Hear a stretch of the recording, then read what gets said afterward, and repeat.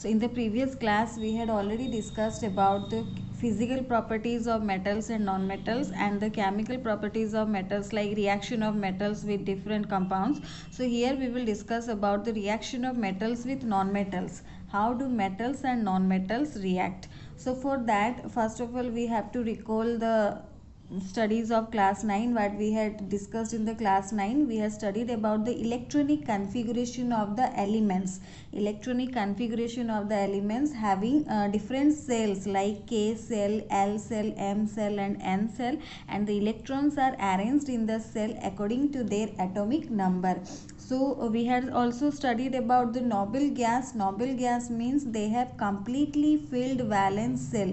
That is why they are called noble gas, because their valence cell is completely filled with the electrons and they show little chemical activity. The noble gas, or the elements those whose outermost cell or the valence cell or the outermost cell is completely filled with the electrons, they show very little chemical activity. So we can explain the reactivity of elements as a tendency to attain a completely filled valence cell. The elements, they show the chemical activity or the reactivity to attain or to completely fill their outermost cell. That is also known as octet rule. You might have remembered octet rule. So according to that, the elements, they try to complete their outermost cell with the electrons. So for that, the reaction also takes place and the reactivity of the elements also differ. So we will see, for example, we will take some noble gas and some metals and non-metals. If we will see, then you can see these are noble gas: helium, neon, argon. You can see helium atomic number 2 and its K cell, that is completely filled with the 2 electrons. Neon atomic number is 10, then K cell is having 2 electron and L cell is having 8 electrons. So each outermost cell is also filled with the 8 electrons. That is why they all satisfy the octet rule.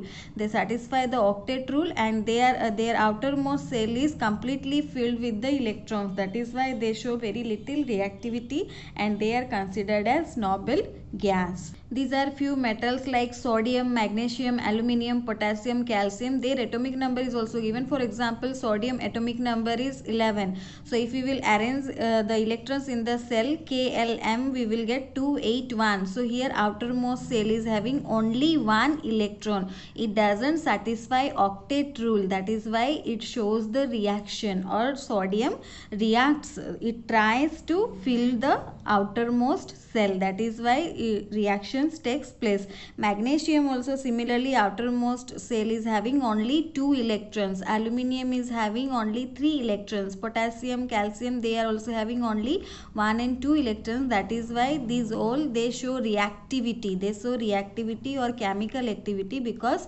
their outermost cell is not completely filled. To fill the outermost cell with complete electrons, they try to do the reactions, or they do the reactions to complete their outermost cell. So similarly, if we will take non-metals also, nitrogen, oxygen, fluorine, phosphorus, sulfur, chlorine, here also you can see the outermost cell, they are not completely filled. So here also 5, 6, 7, you can see that the outermost cell, these are not filled with electron, completely filled with the electron. So this also show chemical activity, or they also do chemical reaction. So both metals and non-metals, they try to fulfill their outermost orbit with 8 electrons. They try to fulfill their outermost orbit with 8 electrons. That is also known as octet rule, and that's why they also show chemical activity. Here, since the outermost electron is fulfilled with the 8 electrons,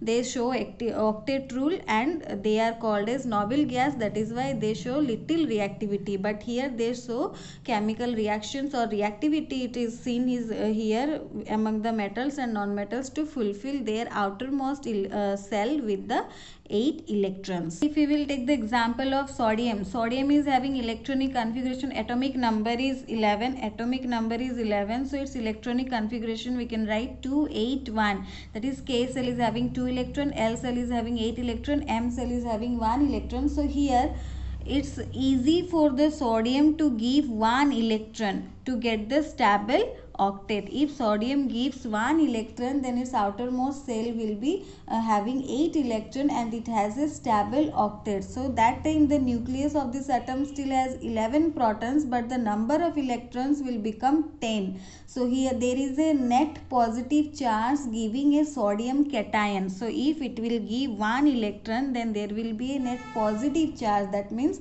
it is a cation. It is giving us a sodium cation. Like sodium is giving 1 electron. Sodium is giving 1 electron. So it is having now configuration of 2 and 8 with a positive charge. That is called sodium cation. This is our sodium cation. That means sodium is giving 1 electron to give us cation. Similarly, this is our metal. Similarly, if we will take from non-metal, suppose we will take chlorine. So chlorine atomic number is 17 and it is arranged as 287. So here chlorine needs only 1 electron. Here it is having 7 electron in its outermost cell. So it needs only 1 electron to get a stable octet. So when it is gaining an electron, it will give a net negative charge. It will give a negative charge which is known as anion. So here chlorine is gaining an electron, or it is taking an electron. That is why it is having negative charge. So sodium was giving 1 electron. It was having positive charge giving sodium cation. Chlorine is taking the electron and that is why it is having negative charge known as chlorine anion. So if the sodium and chlorine were to react, if we will allow the sodium and chlorine to react, then the electron lost by the sodium, the electron which is lost by sodium, that will be taken up by the chlorine. So here the sodium will lose the electron and the chlorine will take the electron. So after gaining the electron, the chlorine atom, it will get unit negative charge. It will get a unit negative charge.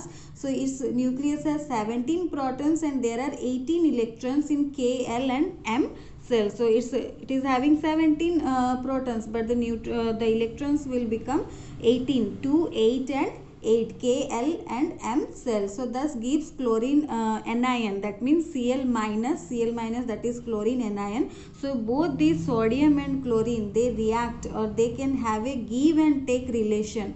So they react with each other, or they can have a give and take relation between them to make the compound. So we can show as like this. Na is having only 1 electron in its outermost cell and chlorine is having 7 electron in its outermost cell. You can see Na 1 electron and chlorine 7, that indicates 7 electron in its outermost cell. So here chlorine needs only 1 electron to become octet and sodium wants to lose that 1 extra electron to become the stable octet. So sodium will lose the electron and chlorine will take the electron. So after losing or after giving, sodium become the sodium cation, and after taking here 2, 4, 6 and here 1 chlorine atom, 1 chlorine and then one from the sodium. So here you can see 1 cross and 1 dot. So for clearly identifying, I had given 2 symbols, cross and the dot. So you can see that here chlorine has taken 1 electron and after getting the electron, chlorine will become anion, Cl minus, or it will become anion, and after giving, sodium will become cation. So both are having oppositely charged. And being oppositely charged, they attract each other and held by strong electrostatic force of attraction to exist as sodium chloride. So they are having very strong electrostatic force so that they can held together as a sodium chloride. So sodium chloride doesn't exist as molecules but aggregates as oppositely charged ions. So one more example we can see. So here I had taken magnesium and chlorine. So Mg, magnesium Mg, its atomic number 2, 8 to 12. That means 2, 8 and 2. So its outermost cell is having 2 electrons. So when it will give 2 electrons. That is why it is having 2 plus, or we can write instead of Mg 2 plus, you can write Mg plus 2 electrons. Since it is giving 2 electrons, so we are writing 2 E minus. That means 2 electron is given by Mg. Mg. So Mg is giving 2 electrons and it is getting a cation that is having 2 charges and it is known as magnesium cation. 2 positive charges are there and it is known as magnesium cation. Similarly, chlorine is taking an chlorine atomic number is 17, so it needs 1 electron in its outermost orbit, so it is taking an electron and becoming negative charge, that means anion, chlorine anion. So since magnesium is giving 2 electron, that doesn't mean that here we will write 2 electron. Chlorine is taking only 1 electron to get only 1 electron in its outermost orbit, so here we will write only 1 electron. Mg is giving 2 electrons, so here we are writing 2 electrons. Don't make mistakes, since you are taking Mg and Cl, so Mg is giving 2 electron means here also you will write 2 electrons. If you write, then that is wrong. So chlorine is taking only 1 electron to get 8 in its outermost shell, so we will write only 1 electron. And this is, you can write Mg double plus or Mg2 plus, but if you are writing like this, then it is a wrong process of writing. We should not write like Mg plus 2. So we can write either like this or like this. So since Mg is giving 2 electrons, I have shown you that Mg is giving 2 electrons, so we will take 2 chlorine. We will take 2 chlorine and we can arrange like this, that 1 electron is going here and 1 electron is coming here, so that after giving Mg is becoming cation, 2 plus, that is Mg is becoming cation. Chlorine is also, both the chlorines, they are also getting 8 electrons in their outermost shell. So after getting 8 electrons in their outermost shell, both the chlorines will have negative ions, so we can write as chlorine is having 2 here negative ion, and like this MgCl2 will be formed. So the compounds form in this manner by the transfer of electrons from a metal to a non-metal, and they are known as ionic compounds or electrovalent compounds. So these compounds, they are known as ionic compounds or electrovalent compounds. Here the transfer of electrons takes place from a metal to a non-metal. So for here Mg is our cation and chlorine is anion. So here also Mg is giving the electron and chlorine is taking the electron. So this is also ionic compound, or we can consider them as electrovalent compound. And for you, homework is to form AlCl3, aluminium chloride. You have to show the arrangement for the formation of aluminium chloride and try some more new compounds also in this way. So you will show this one AlCl3 like this arrangement you have to show for AlCl3 or aluminium chloride, which is the ionic compounds or electrovalent compounds. So in the next class we will discuss about the properties of ionic compounds.